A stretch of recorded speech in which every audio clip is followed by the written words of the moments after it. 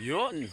So what's up mga kapakpak? Magandang umaga sa inyo. Yuri Chris Love TV ng Puerto Princesa City, Palawan mga kapakpak. So for today's video is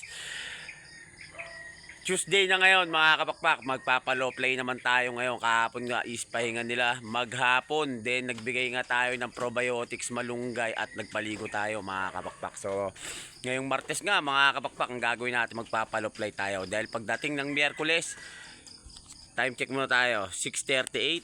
Pagdating ng Huwebes pala mga kapakpak, January 23.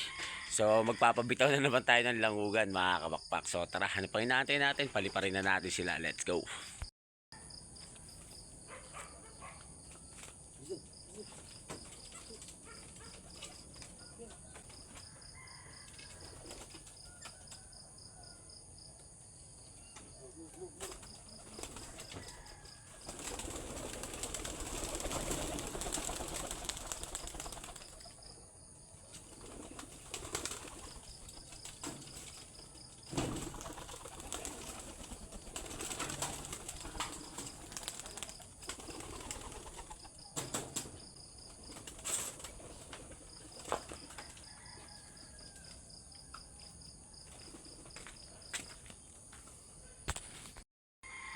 So yan na nga sila mga kapakpak. Unti-unti na nga nagpapataas yung mga ibon natin. Ayan, oh.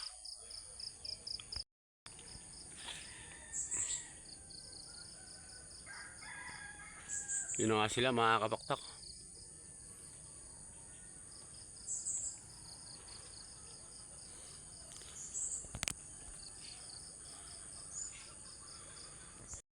So okay na mga kapakpak, ayun, nakita nyo na nga lumipad yung mga ibon natin.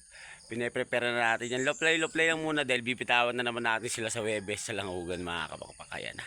Pag medyo kayang-kaya na ng katawan nila yung pag-uwi ng langugan mga kapakpak, datalo na tayo ng Rojas. Or papabitaw na natin sa Miyerkules ng Magara mga kapakpak, para kahit paano naman unti na lang i-adjust natin pagdating ng Rojas. So tara, update ko na lang kayo mamaya mga kapakpak pag napababa ko na sila ha. Mamaya pa kasi yan mga kapakpak, bababa. Tara, let's go.